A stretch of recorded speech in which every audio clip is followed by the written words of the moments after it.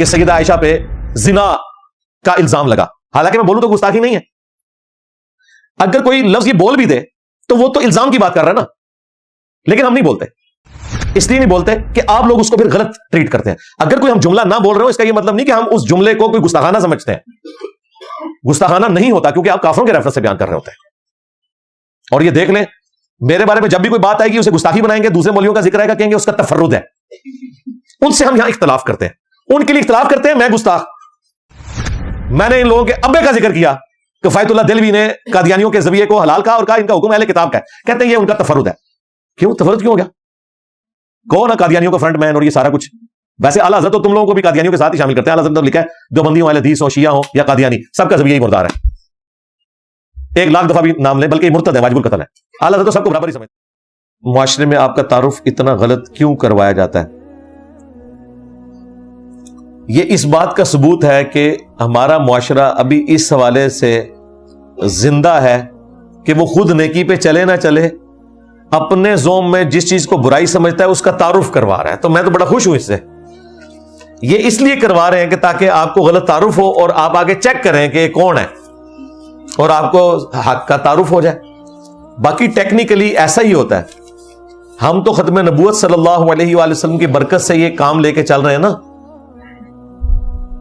Originally جس کا کام تھا، جن کی قبر مدینے میں ہے صلی اللہ علیہ وآلہ وسلم، آج بھی دنیا میں سب سے زیادہ غلط تعارف اگر کسی شخصیت کا ہو رہا ہے نا تو رسول اللہ کا ہو رہا ہے. پچھلے 100 سالوں میں 60,000 کتابیں لکھی گئی ہیں. کتنی؟ 60,000 کتابیں. ہمیں عمر نو بھی مل جائے نا، ہم ان کتابوں کا جواب نہیں دے سکتے.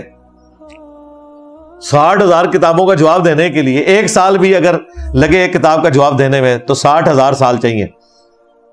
اور نہ ہم دیں گے، ہم ڈاکٹرن کلیئر کریں گے. باقی ہر باریکی کا جواب دینا ضروری نہیں ہے. تو نبی الاسلام کا بھی تعارف اسی طریقے سے کروایا جاتا ہے، کوئی فرق نہیں پڑتا. نبی الاسلام کے ڈاکیے کا تعارف بھی اگر اس طریقے سے کروایا جا رہا ہے تو ہم خوش ہیں، بہت اچھی بات ہے. نبی صلی اللہ علیہ وآلہ وسلم کو کافروں نے کیا کچھ نہیں کہا.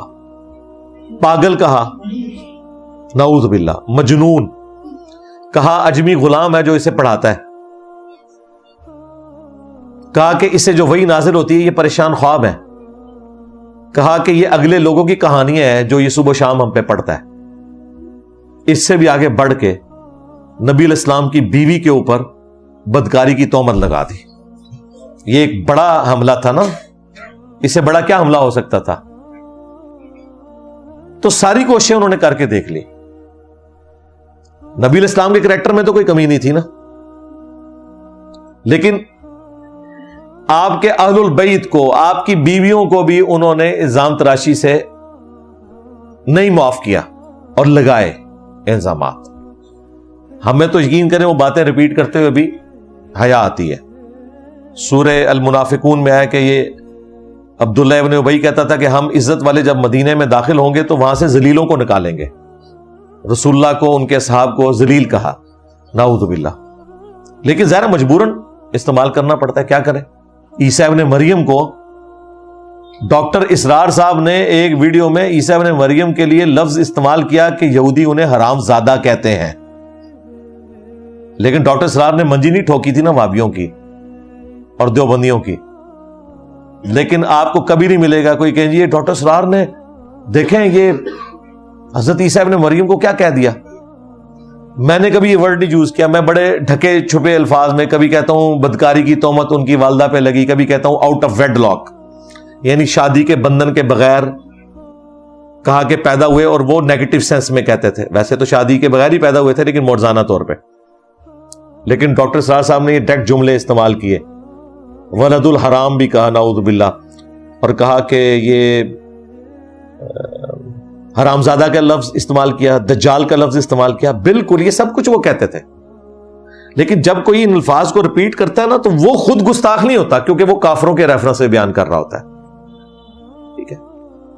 وہ ایک مولویوں کا فرنٹ مین ہے، اس نے کہیں بات کی کہ انجینئر صاحب نے یہ جو چھوکرا والا لفظ بولا تھا اور ظالم آدمی، میں تو کافروں کے ریفرنس سے بول رہا تھا. اور دوسری بات یہ کہ وہ کہتا ہے کہ جی یہ بعد میں کیوں نہیں بار بار بولتے. بھائی بعد میں چھوڑ دو، میں نے سیدہ عائشہ کے اوپر جو بدکاری کی تہمت لگی اس کے اوپر تفصیلی ویڈیو ریکارڈ کروائی ہے.